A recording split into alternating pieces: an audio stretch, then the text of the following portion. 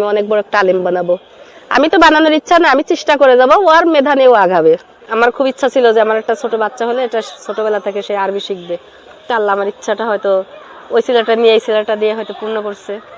কখনো আমি ওরে কারোর সাথে কথা বলতে দিই নেই, কারোর কাছে যাইতে দিই নেই।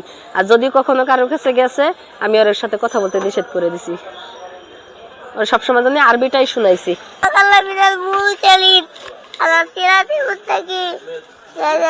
তানজিলাল Tanzilal azizillahim litunzilaka wama untila tahun gafilun laqad haqqal qawlu ala aktalim amriyun fajalla min bayni aydihim wa saddahu min qalbi sadafak sadamlahin filun fajalla min bayni fatawa'un amma fatawa'un amma tunzilahim las মানে তাড়াতাড়ি তুত্তুরির করছে তাই লাগে। আর বয়সে যে 3 বছর পার হয়েছে।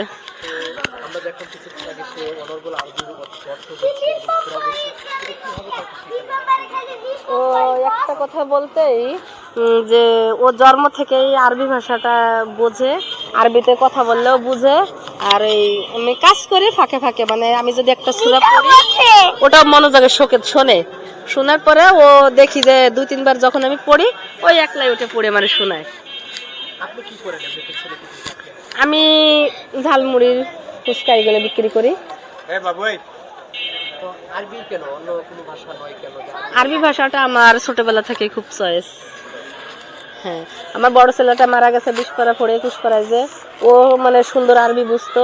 আমার একটা মেয়ে, সেও মৌলানা পড়তেছে। আর আমার খুব ইচ্ছা ছিল যে আমার একটা ছোট বাচ্চা হলে এটা ছোটবেলা থেকে সে আরবি শিখবে। তা আল্লাহ আমার ইচ্ছাটা হয়তো ওই ছেলেটা নিয়ে এই ছেলেটা দিয়ে হয়তো পূর্ণ করছে। 3 বছর একটা ছেলে যেখানে মোবাইল বা অন্যান্য খেলাধুলা ব্যস্ত থাকে, তাকে এত কষ্ট, আরবি ভাষা একটা কঠিন একটা ভাষা, কিন্তু এটা কিভাবে আপনি রপ্ত করেন? মানে আমি কখনো আমি ওরে কারোর সাথে কথা বলতে দিই নেই, কারোর কাছে যাইতে দিই নেই। আর যদি কখনো কারোর কাছে গেছে আমি ওর সাথে কথা বলতে নিষেধ করে দিছি। ওর সবসময় জন্য আরবিটাই শুনাইছি। ভবিষ্যৎ চিন্তা ভাবনা যে আমি ওর একবার মানে ওর যে একটা মেধা, সেইভাবে আমার একটা আশা যে আমি অনেক বড় একটা আলেম বানাবো। আমি তো বানানোর ইচ্ছা না, আমি চেষ্টা করে যাবো, ওর মেধা নিয়েও আগাবে। এখন তার বয়স কত চলছে? এখন বয়স 3 বছর পার হয়েছে। ওর বাবা বা ওর পরিবারে আর কি কি আছে? ওর বাবা বলতে আমি, কারণ ওরে 3 মাসে পেটে রেখে চলে গেছে। আমি কষ্ট করে মানুষ করতেছি। ও সবসময় জন্য আমাকে বাবা বলে, যখন ওর বাবার কথা মনে পড়ে তখন ও আমাকে বলে, আমার বাবা তো মরে গেছে তাই না, তুমি তো আমার বাবা তাই না, ও বাবা বাবা এরকম করে। তখন আমি বুঝতে পারি যে ওর হয়তো বাবার জন্য খুব কষ্ট লাগতেছে। তখন ও আমাকে বাবা বলে ওর বাবার স্বাদ মেটায়।